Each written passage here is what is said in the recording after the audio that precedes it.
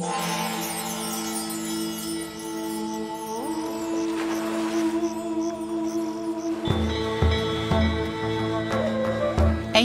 Egypt. One of the most fascinating civilizations on Earth. But what was it like to be an ancient Egyptian, living in this incredible place?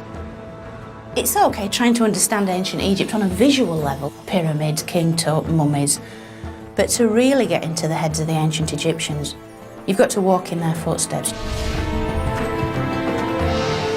I'm Egyptologist Dr. Joanne Fletcher, and I've spent over 40 years obsessed with this lost world.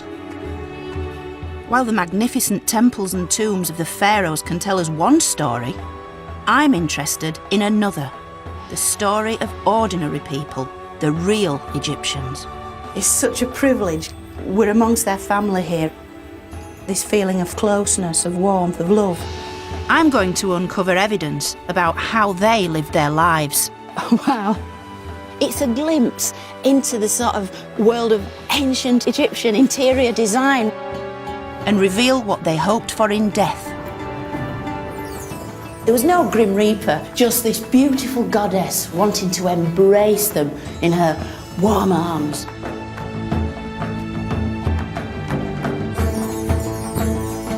And there is one very special couple I want to get to know as I journey to their desert village home and examine the treasures from their tomb. You can only imagine his pride and joy at receiving such a mark of royal favour as we discover what life was really like in ancient Egypt.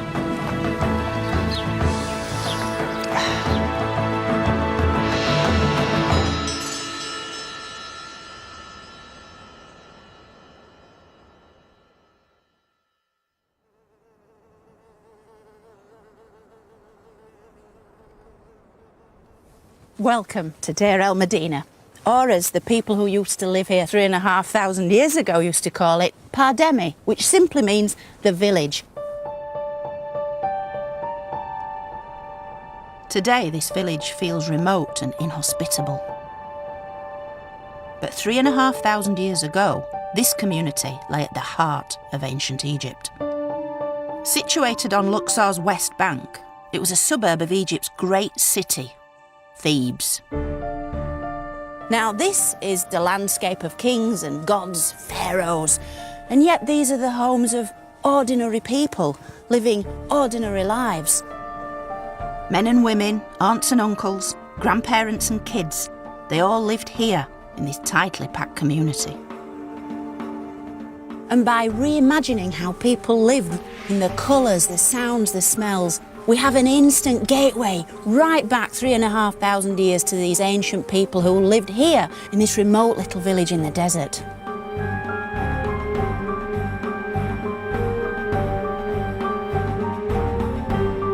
Now, in order to piece together the lives of such people, I've got an amazing set of clues. The earthly remains of a husband and wife who once lived in the village, but now reside nearly 2,000 miles away, here at the Egyptian Museum in Turin.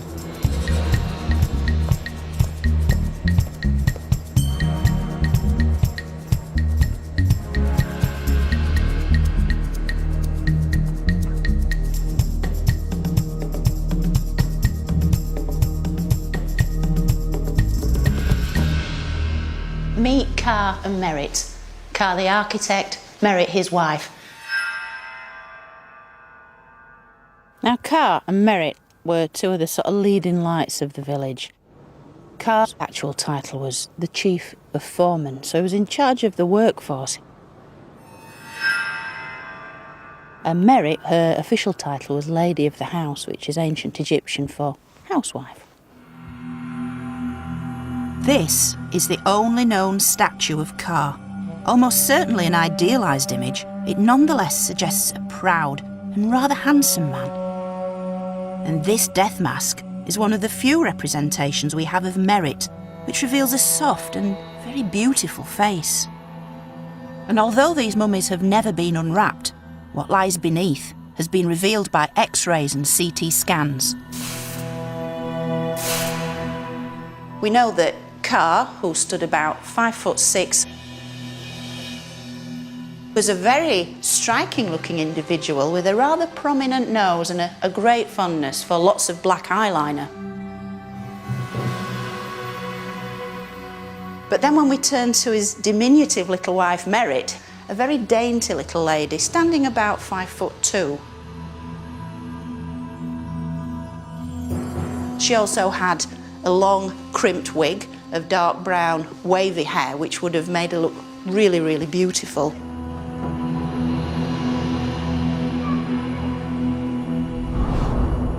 But what really brings Cara Merritt back to life is this.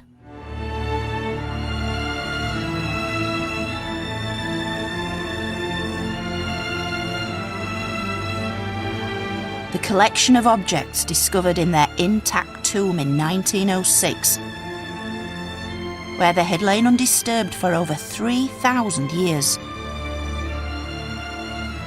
A leading Egyptologist from the time wrote, "I should think it is the greatest find ever made, or rather, the most unique.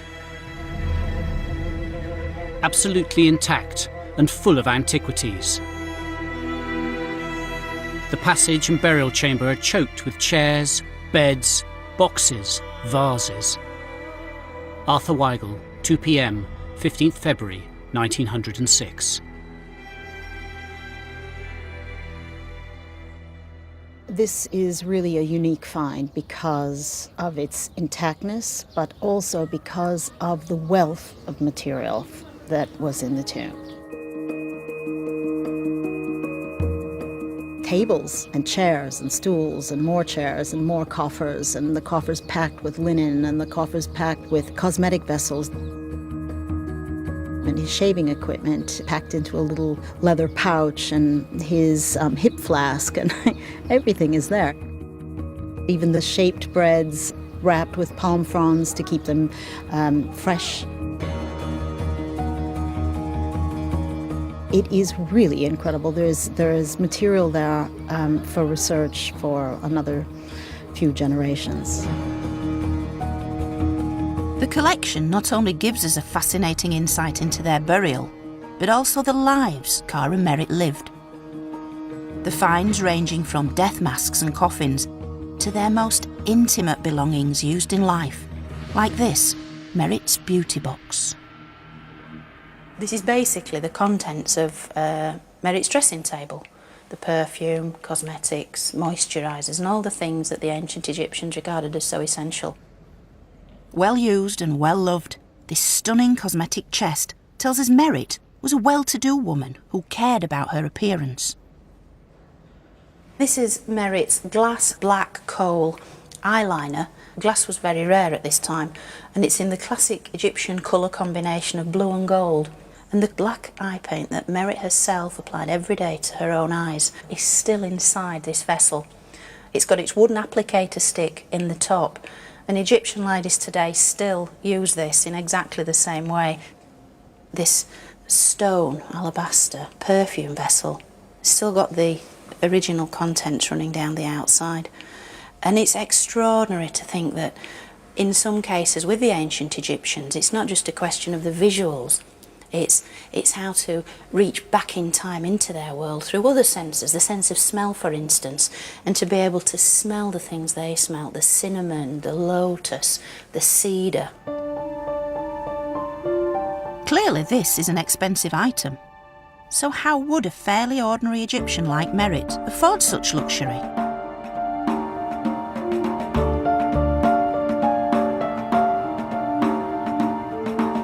The answer lies in the village and the very special occupation of its inhabitants. These were Egypt's tomb and temple builders. From the foreman to the stonemason, from the draftsman to the carpenter, and they all lived here with their wives and children. And about a mile to the northwest is where they worked, the most famous cemetery on earth. This is the great and majestic necropolis of the millions of years of pharaoh life, prosperity and health in the west of Thebes, or as we know it today, the Valley of the Kings.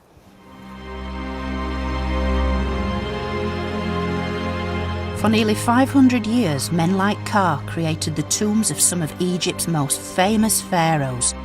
Hatshepsut, Amenhotep III and Tutankhamun were all buried here. They were an elite, a kind of crack force of workmen and architects, the very best of the Egyptian culture. They were the craftsmen that implemented what Pharaoh wanted to sustain Pharaoh's soul for eternity. They were almost magicians, operating secretly within this stunning landscape.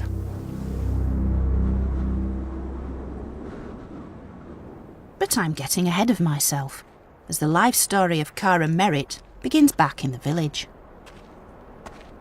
Here I want to explore how they may have met and fallen in love. They probably grew up in the village, but how did a young couple like them go about courting? To find out, I don't have to go very far, as here on the outskirts of the village is the Great Pit. It's a long-abandoned attempt by the villagers to find a groundwater source. They dug down and eventually reached more than 50 metres. They wanted to become self-sufficient in water, but sadly for them, they never did. And yet what the pit did become was a community dump. It became a mine of information. As when this pit and its surroundings were excavated by archaeologists, they made some remarkable discoveries. And this is what was found here. Literally tens of thousands of these pieces of pottery and stone, some with pictures, many more with words, giving us the real history of the village, because these are their notes, their reminders, their love songs, their laundry lists, the very voices of this village. And some of these voices tell us about falling in love. Your hand is in my hand. My body shakes with joy. My heart is so happy because we walk together. To hear your voice is like pomegranate wine. This is a typical love poem, written on papyrus as well as stone or pottery fragments. They capture the feelings of young lovers. They're so common, it seems our village was a real hotbed of passion.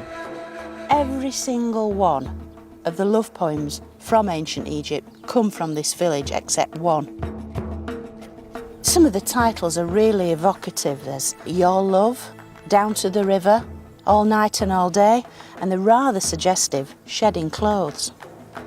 I go down to the water to be with you and come up again with a red fish looking splendid on my fingers. Oh, my warrior, my beloved, come, look at me. And it's nice to imagine that such beautiful lines of love played a part in the courtship of Ka and Merit. Today we might seal the deal with a proposal, engagement and marriage, but some ancient Egyptians seem to have taken a rather more direct approach. Ka may well have signalled his commitment to Merit by bringing her his bundle. To bring the bundle meant you wanted to indicate your desire to move in with the person who took your fancy. The bundle is thought to have been a kind of dowry, consisting of everything the man owned. It's likely that presenting it to your intended was one of the first steps to setting up home together. However, this didn't always go to plan, as one villager recounts. In a note the man left, he tells us this very sad story. He lists all his worldly goods, which I must say aren't that impressive. Then he tells us he went to the woman's house, but all her family simply threw him out. And as he says himself, so I went again with all my property in order to live with them, and see, she acted in exactly the same way and threw me out again. You can almost feel his outrage, because this woman has not just turned him down, but all the things he could bring with him. Presumably she was unimpressed by the size of his bundle. We can assume Ka suffered no such indignity. as evidence from the tomb suggests that he and Merritt were a loving and monogamous couple. The scenes on this beautiful box show Car and Merritt seated together to share the offerings which will sustain them in the afterlife. But in life too, we also have clues to their devotion.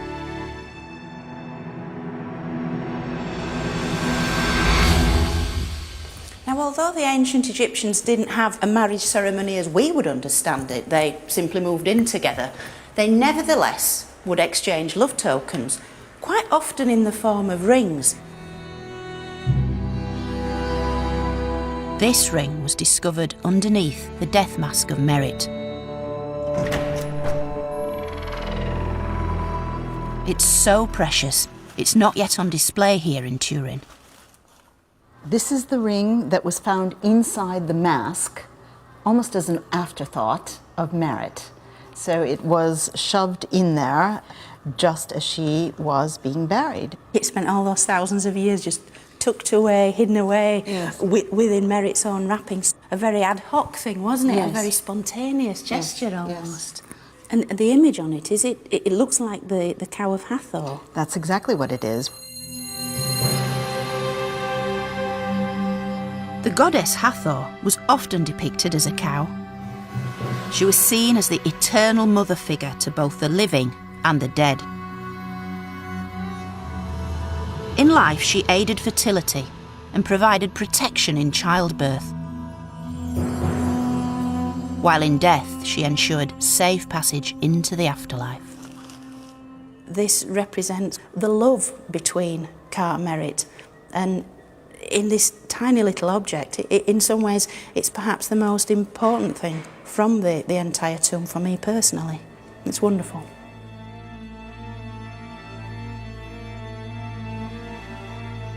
Car and Merritt lived in a glittering age in Egyptian history.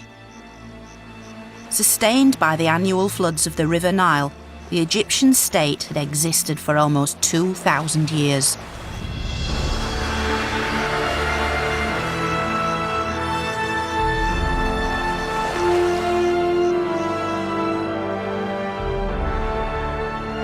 By 1400 BC, it was at the height of its power and now ruled by the 18th royal dynasty.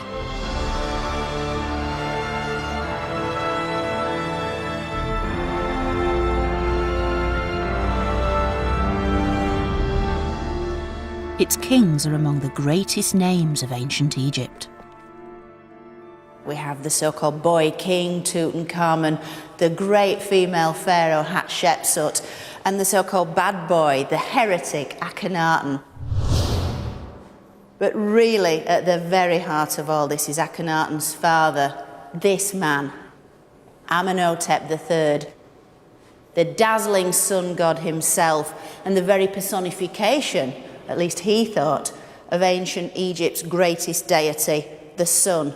He's my favourite pharaoh because he presided over a golden age when ancient Egypt really did rule the ancient world. And this is the very pharaoh who was Ka's boss. Ka worked for him. Ka's job was to ensure the pharaoh's immortality. He did this by helping design and build some of Egypt's most extraordinary monuments, both tombs and temples. This is one such project from the reign of Amenhotep III. The Solar Court in Luxor Temple. It's a revolutionary design as it moved away from the dark and cloistered shrine to an open celebration of the sun. In return, like all state employees, Ka and Merritt were given the things they needed in the village. A home, a tomb, food, water, even servants. This was the highly organised world of the middle classes. Women had rights, many kids an education, and literacy was far higher in the village than elsewhere in Egypt. In Ka and Merritt's time, the village consisted of about 20 houses. And while we don't know exactly which one was their house, it was almost certainly one of the larger ones, here at the northern end. Perhaps even this one. So, we go into the front room here. And this would be an area really where the sort of women of the house hung out, chatted, gossiped and so forth. Kids running in and out up the stairs. Around the corner into the perhaps most important room in the house.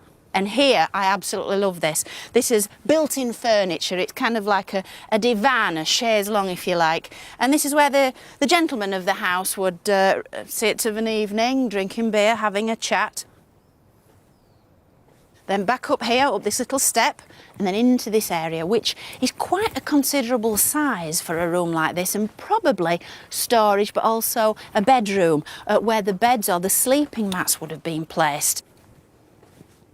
So as we progress a little further into the highest part of the house, we come into a storage area, maybe for clothes, but almost certainly for food and drink also, because this area directly adjoins this wonderful fitted kitchen. And this is extraordinary because we've actually got the built-in oven at the back of the house. We even see these on the Ostraca when they're doing little sketches of ladies blowing into the oven to keep the fire hot, and then they can cook the bread and so forth. And then here, ancient Egyptian refrigerator where you'd place pottery vessels with drink in. You'd want a cool drink on a day like this. You can understand why. And the only way to do this was to sink the vessels into a pit deeper in the ground. Little tiny temporary roof over it to keep it as chilled as possible. So fridge, oven, they've got everything they needed. And of course, at either side aren't rooms of this house, but these are the neighbours' houses. These are a terrace street, if you like, of back-to-back houses of the sort Britain had in the Industrial Revolution. So the neighbours were never very far away, and the concept of privacy, certainly in this little corner of ancient Egypt, was a completely unknown thing.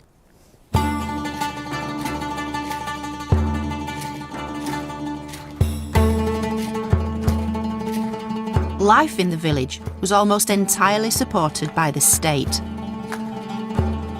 A daily procession of donkeys would carry water up from the Nile Valley to be decanted into a central cistern. Each household was entitled to an average of 100 litres per day for drinking, cooking and bathing. Less than half a mile from the village lies another crucial remnant of this highly organised infrastructure. Although built a little after Car's time, grain stores like these acted as a kind of bank. Money didn't exist in Egypt at this time, so at the end of each month, Car would have received his salary as a ration of wheat and barley. Granaries like this would have held an immense amount of food. These granaries alone would have held over 40,000 individual sacks of grain. Chief workmen like Car were entitled to 7.5 sacks of grain a month, 5.5 of emmer wheat and 2 of barley. Plenty for Merit and their servants to produce the staples of Egyptian life, bread and beer. The villagers also received fish and vegetables and could trade their excess grain for luxuries like meat and wine. These places would have been full of life. People bustling here and there, scribes taking record, making an account of all the stuff being delivered.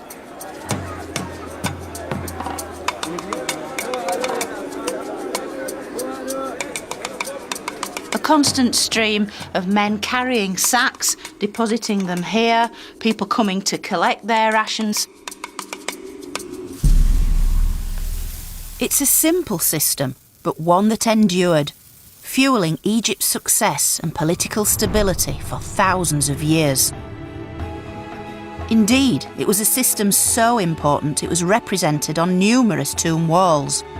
These scenes are from the tomb of the scribe Menna, contemporary with Car himself.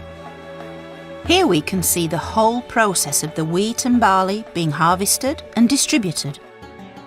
And here the principal food it produced, bread. Car and Merit had no less than 50 loaves of bread in their tomb.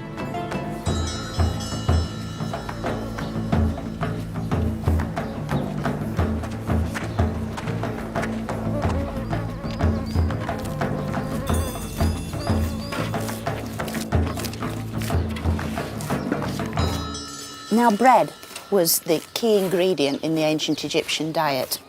The ancient Egyptians added many different things to it. You could add dates or honey to make it sweet, or savoury things, cumin seeds, coriander seeds, all manner of different ingredients to really vary it. And in the tomb there's a whole range of different sizes and shapes, including what appear to be gingerbread men, little shapes of fruit, flowers and animals.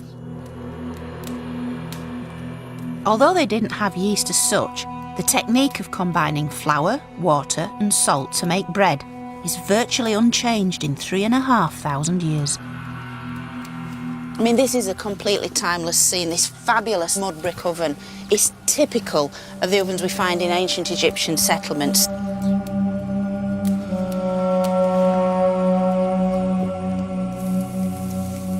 It's totally believable to imagine Merit baking bread to feed her family. It's a completely timeless scene.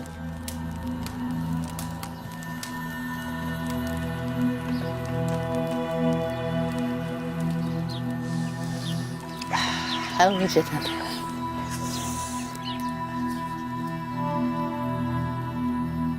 It's a real direct link back into their world. The smell of this wonderful stuff, the feel of it, the way it was made. All Egyptians would have eaten this on a daily basis. It was the sort of stuff that you offered to the gods. And even when the bread had gone mouldy, the Egyptians used it as a form of medicine, which wouldn't be fully understood for thousands of years. The medical texts actually advocate take bread in mouldy condition and apply to the wound in question. And although they didn't know why it worked, it did work, because mouldy bread contains, of course, penicillin, which we in the West think we discovered. And yet the ancient Egyptians fully appreciated its benefits 5,000 years ago. It's very good stuff. While Merit's responsibilities were largely focused on life at home, Ka's duties were dominated by working for the pharaoh. He and his fellow tomb builders took this path from the village to their workplace, the Valley of the Kings.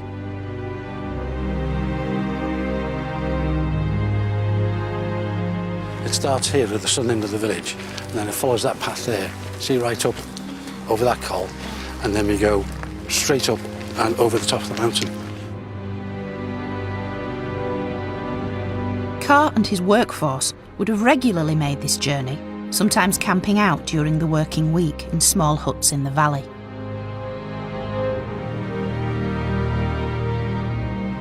In Ka's day, there were probably about 40 to 60 men making this journey, probably singing, probably carrying water pots themselves, and the day's rations maybe.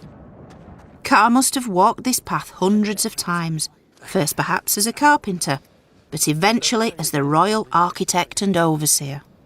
So if we've been walking about 45 minutes in full sun and it's really, really hot, then Ka and his men coming up this path to work, they do the walk and then they had to do the work. Exactly. Their regular commute took them further west into the land of the dead. In fact, from up here, you can see why this place was so carefully chosen, as it mirrors the ancient Egyptian spiritual beliefs. If you worship the sun as a god, then 2 times of the day take on special significance. Sunrise in the east and sunset in the west. Sunrise is the birth of the god, so the east is the land of the living. Sunset is the death of the god, so the west is the land of death. So they picked this spot to make the tombs for the dead. This one spot, life, death. The Nile Valley, the Valley of the Kings. And it is that stark, isn't it? It is.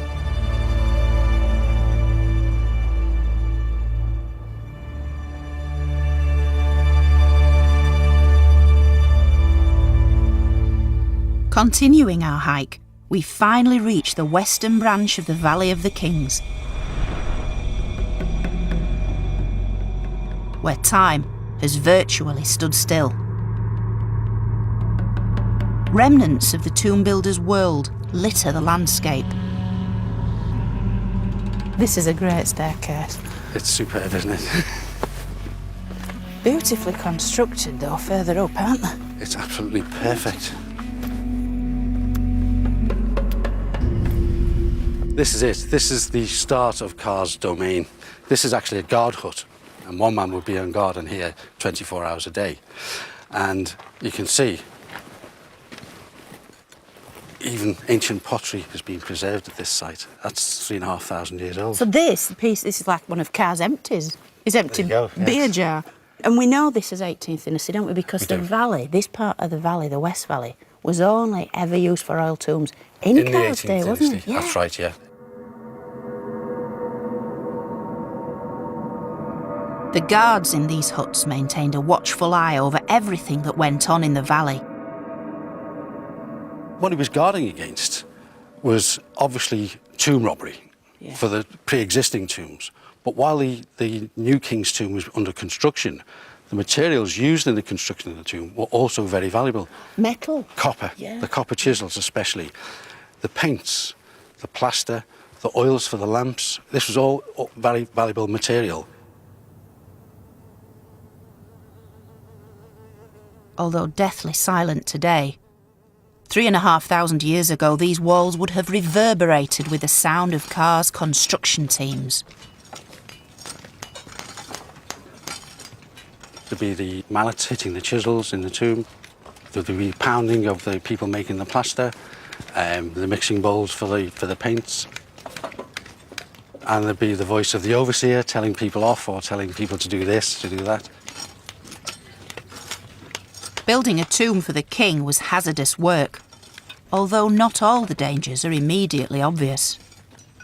Apart from the normal hazards of hitting your hand with a mallet or getting cut with a chisel, falling off scaffolding, breaking legs, falling down the tomb.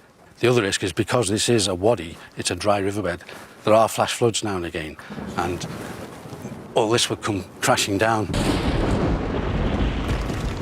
And they would have to run.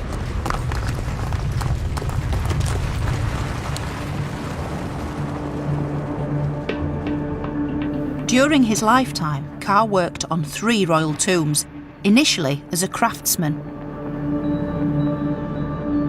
These copper chisels found in his tomb were the tools of Car's trade.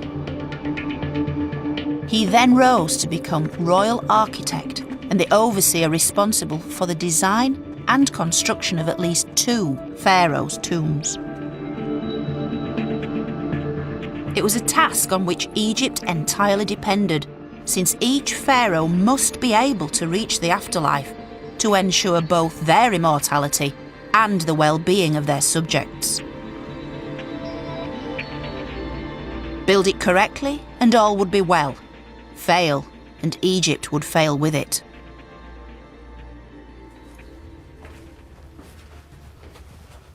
So how did Car and his men actually undertake this most onerous of tasks? I'll follow in your footsteps. Right. This is tomb KV25. Thought to have been started for Amenhotep III's son Akhenaten, it was left unfinished when Akhenaten suddenly moved his capital away from Thebes. It's as if the workmen only downed tools yesterday. Nice. So you can see, Joe, the unfinished wall. It's been chiselled smooth, but it hasn't been plastered. And you can actually see the gouge marks of the chisels where they've gouged out the material. What a treat to be able to see this kind of working surface. As an architect, Car meticulously planned the tomb's layout using the ancient Egyptian unit of measurement, the cubit. In modern terms, the cubit was roughly 52.5 centimetres long. And it is subdivided into what was called 7 palms, the palm of your hand. 1, 2, 3, 4, 5, 6, 7.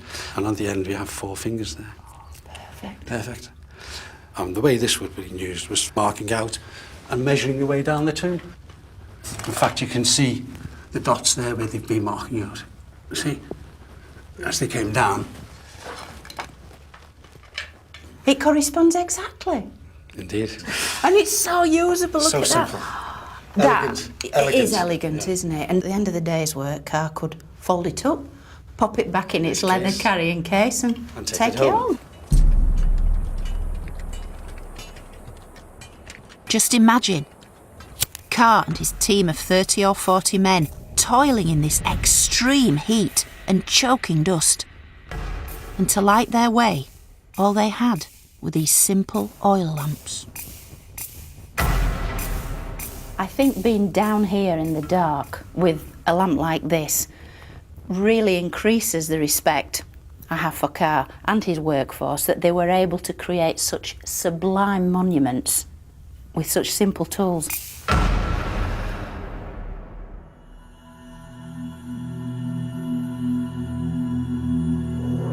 The evidence reveals Carr was highly respected in life. This beautiful object is a golden royal cubit. It was presented to Carr in recognition for his work for the pharaoh Amenhotep II. It can only be equated to a kind of carriage clock or an engraved tankard that you're given for good service. And you can only imagine Carr's pride and joy at receiving such a mark of royal favour. And had the ancient Egyptians had a mantelpiece, this would have been on it. But I think the true value of this special cubit is the fact it's been personalised to such a great degree, and it actually sums up Carr in a single item. It's the tools of his trade, and yet it's been embellished. The inscriptions on this are wonderful. So many little details about Carr's career, about the fact he built a small shrine or temple, not even in Thebes, further north at a site called Hermopolis, so he was clearly active outside of Thebes. It's pretty hard to describe how it feels to hold something like this, that Carr, and probably Merritt, would have held quite a lot just to sort of marvel at it and congratulate themselves on being so high up in Pharaoh's favour.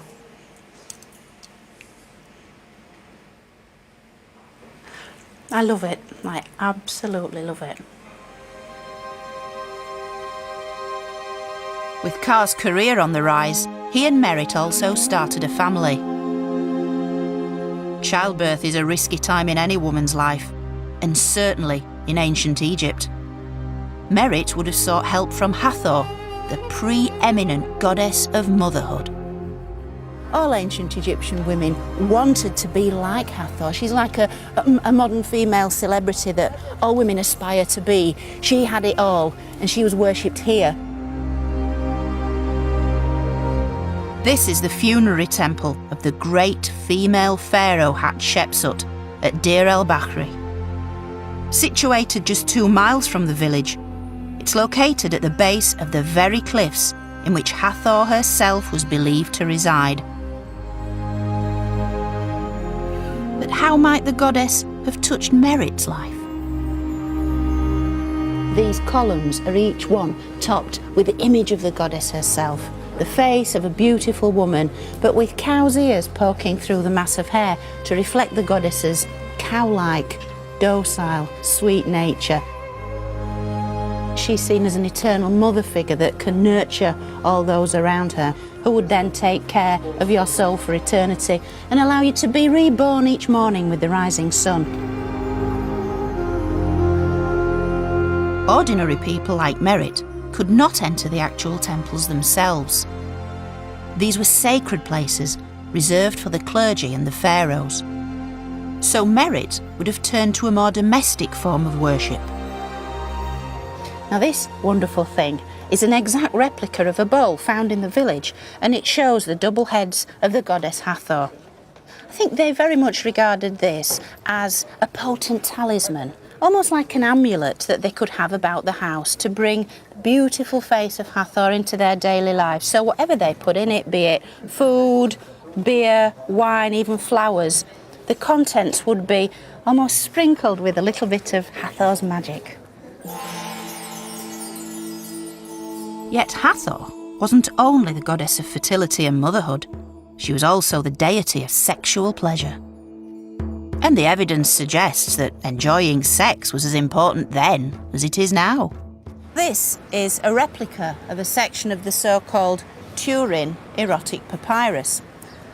What it shows are couples actively very actively having sex. The men all appear quite rough and ready. Some have receding hairlines, stubble, pot bellies. Each one has an enormous phallus. As for the women, they're very beautiful, very agile. Each has got a very exquisite hairstyle, fronted by one of these fragrant lotus blossoms. And so there's this desire to almost tap into the erotic. These aren't kind of showing women as slabs of meat simply there for male pleasure, not at all. These are active women engaged in acts of pleasure, acts of love. They're using sex as a kind of form of leisure, of entertainment, as well as doing it, portraying it. And while Hathor might have offered sexual inspiration, her presence was needed most during the dangerous time of pregnancy and childbirth. Women like Merit would have looked to her for protection. The outer precincts of the temple here at Deir el-Bahri were a focus for such worship. This faded scene is a rare representation of a pregnant woman, in this case the mother of the female pharaoh Hatshepsut. There she is as the unborn fetus, and you can just make out the gentle swelling of her mother's abdomen here as the unborn Hatshepsut resides within the safety of her mother's body. When the archaeologists excavated all around here a century ago, they found such amazing things as baby clothes that had been specially made with an image of Hathor, almost like a post-it note to the goddess. These will be left here in the hope that these women could conceive.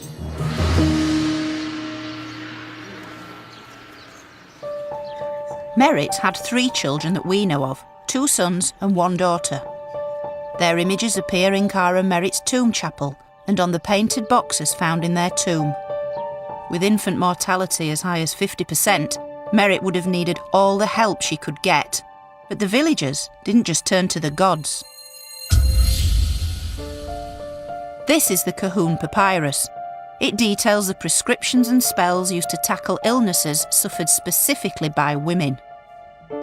Examination of a woman who is aching in her rear, her front, and the calves of her thighs. You should say of it, it is discharges of the womb, and you should treat it with 1 measure of carob fruit, 1 measure of incense pellets, 1 unit of cow's milk, boil, cool, mix together, and drink on 4 consecutive mornings. What they're trying to do is bring some sort of order, some form of understanding to a host of complex medical conditions. And in the root cause of many of the problems associated with women's illnesses is apparently a wandering womb, because the Egyptians thought that this part of the female anatomy wasn't fixed in situ, but would kind of wander all over the body. This bizarre condition had an equally bizarre cure. The woman would sort of stand over burning incense in the hope that the rising sweet smell of the fumes would encourage this wandering womb down into its proper place.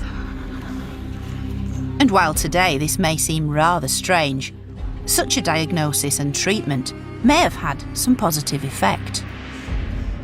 Certainly to the woman in labour, to have a medical practitioner present reading out these medical prescriptions would have had an almost placebo-like effect. And I think that's the strength of documents like this, used in conjunction with all the amulets and all the magical spells that could be brought to bear by the village midwife. The recitation of texts like this would have brought a further layer of order to a very difficult and complex time in a woman's life. Alongside raising her children, Merit would have been responsible for her home.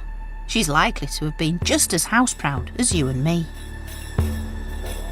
Yet far from the monochrome beige we see today, the world of ancient Egypt was a riot of colour.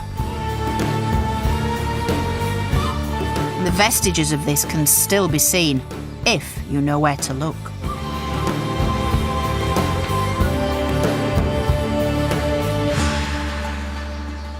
When we look up at the ceilings, the areas which have been sheltered from direct sunlight, the colours are absolutely superb. The condition, the brightness, the vivacity, they're sort of leaping out of the walls and ceilings right into our eyes. And this temple, with its vibrant colour, was created by the later pharaoh Ramses III. The Egyptians were far from subtle in their use of paint. Primary colours, red, green, blue, all these amazing, vivid hues. And the blues and greens are particularly bright. This, of course, is more of a status marker for the king who commissioned such a brilliant piece of work, because blues and greens weren't naturally occurring pigments and had to be manufactured at great cost. And so this is a way for the monarch to say, look at me, look at the wealth I possess. The effort and expense involved in producing such synthetic colours was way beyond the reach of most ordinary people. Instead, they used locally sourced materials, ones that could literally be picked up from the desert floor. This rock in my hand is kind of like a colour box that brought ancient Egypt to life, because on one side we have the red iron oxide, on the other the yellow iron oxide.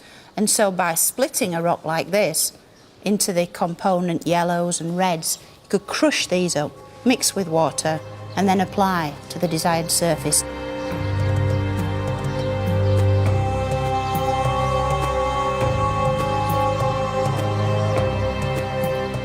I think the best way to sort of try and reanimate these colours is probably to use that old standby, a little bit of spit.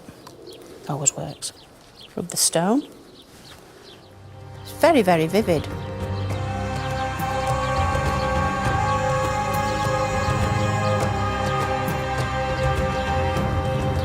You can see the effect it has against white. So you have these two shades that for the ancient Egyptians really did reflect blood, life, vivacity, and then the yellow of the golden sun.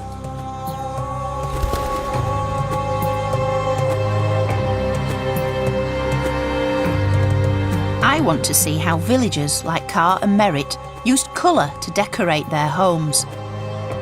And I'm in luck, as here at the southern end of the village, a single precious clue remains. Here it is. Now, if I lift this cloth, I'm going to see something I've waited a long time to see. And it's basically an original wall scene from an ancient Egyptian house. So here goes.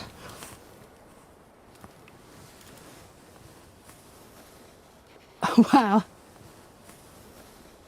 It's a phenomenal piece. The colours are so fresh. It's a glimpse into the sort of world of ancient Egyptian interior design. It's the lower half of a female musician, and she's playing a flute. She's got gold bracelets, gold anklets. But the most exciting thing are these two tattoos of the household god Bez. So evocative, so warm, so sumptuous in its lavish use of colour, and these fabulous, fabulous leaves. Heart-shaped, draping down the sides to sort of inject some much-needed vegetation, greenery into this sort of desert environment. It's an intriguing thought that here in the very village where the men who built and painted the royal tombs, would they have been commissioned by one of the housewives here to come and paint my house? Or did the women paint these images for themselves? It's something we'll never know, but I like to think that the lady of the house would have had a direct input into the kind of scene she wanted around her as she went about her daily chores with the kids and her friends and female relatives. Such fragments from the past allow us to get closer to the real Ka and Merritt. In the case of Merritt, she seems to have been a loving wife and hard-working mother, a delicate and beautiful woman, the epitome of taste and style. But sadly, this is where Merritt's story ends, the evidence suggesting she died quite suddenly to leave her beloved Ka as a grieving widower. He even had to bury her in a coffin intended for him, for not only is it far too large for Merritt, the inscriptions name only Ka. Yet Merritt was immortalised in the tomb chapel she shared with Ka, located just yards from their village. And this is where Ka and their children would have come to bring regular offerings and to pay their respects.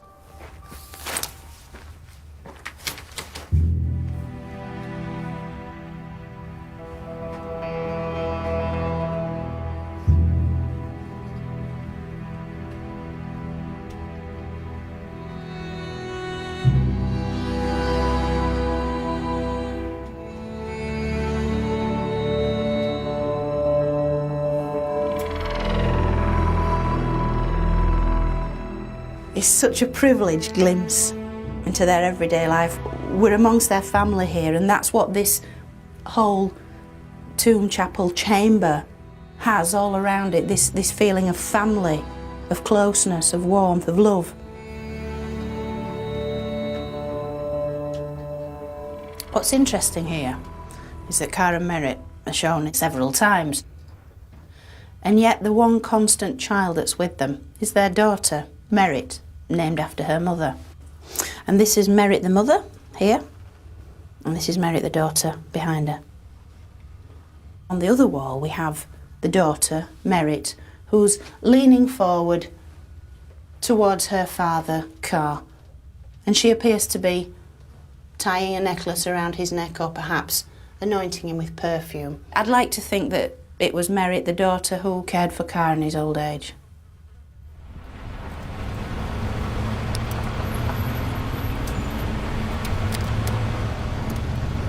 But what happened to Car, the proud and talented architect?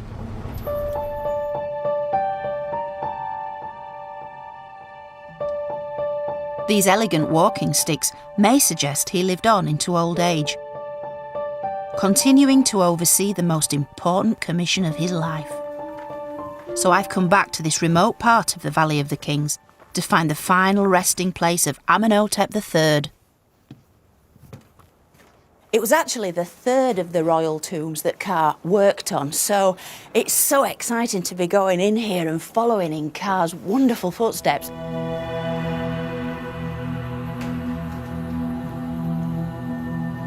My enthusiasm is well-founded because the tomb, currently under restoration, has been closed for decades. Hardly anyone gets to see this.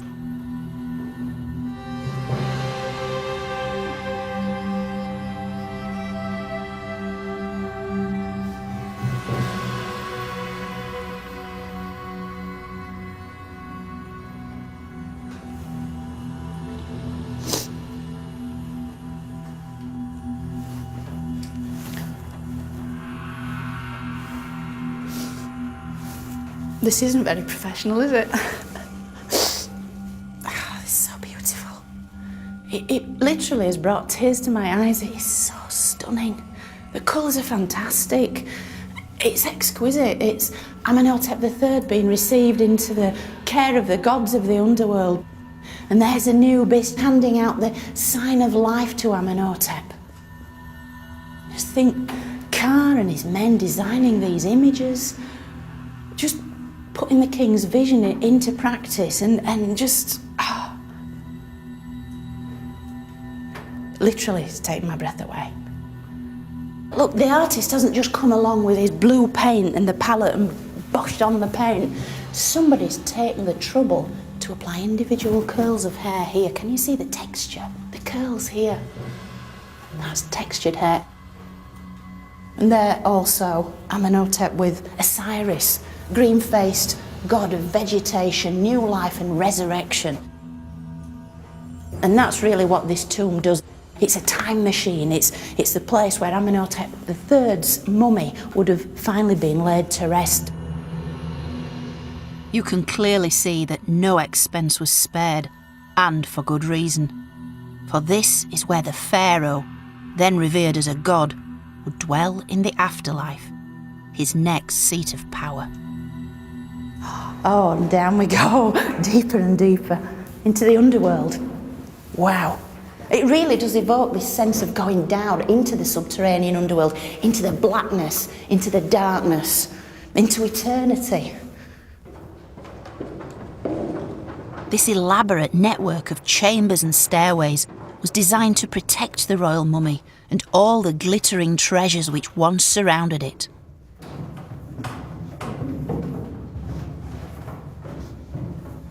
Now look at this very clever trick of the architect, our boy Car. Look at this. Can you see the way the images were once all along this wall, just the whole way around, images of the king and the gods, and yet originally this would have been packed with mud brick, probably, plastered over, the images drawn and painted over it so that any would-be tomb robbers would come down here, think, oh, this is it, nothing much in here, and hopefully leave by the way they came in, because this is actually the next stage of the tomb, so it's kind of like a hidden portal. This is the burial chamber, the most important part of the tomb. And there it is, the final resting place of one of Egypt's greatest pharaohs. A man considered a god, both in life and in death. How do you bury a god? Well, obviously it's surrounded, dripping in gold, semi-precious stones and the most beautiful funerary items, all of which would have been choreographed, planned by Ka and his colleagues. Everybody wants to take care of the king.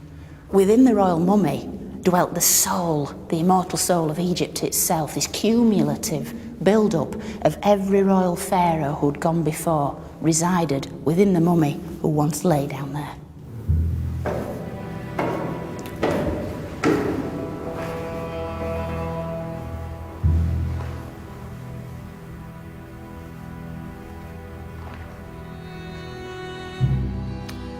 Wow. It's been 46 years waiting to see this tomb, and it's been well worth it.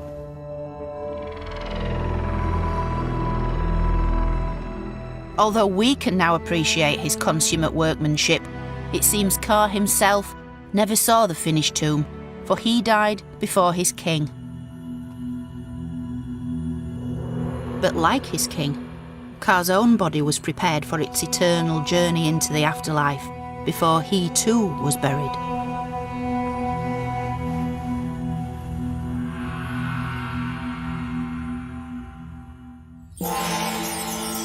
Since this journey has given us a chance to get that little bit closer to Ka and Merritt, I think we could almost call them friends. Their worries and concerns are not unlike our own. Hard work, family, and above all, love. Yet this is only the beginning of their story. What comes next is a journey into a world very different from our own. A world of ritual, of magic, and the unswerving belief that life really can go on forever. And here we have Ka's name, right down the middle. And to speak the name of the dead is to make them live again. Ka and Merritt. So join me next time as we travel deep into the heart of the Egyptian afterlife. It's an extraordinary journey on which we uncover Ka and Merritt's costly preparations for death, all played out in a series of complex and elaborate rituals as they attempt to achieve their place in eternity.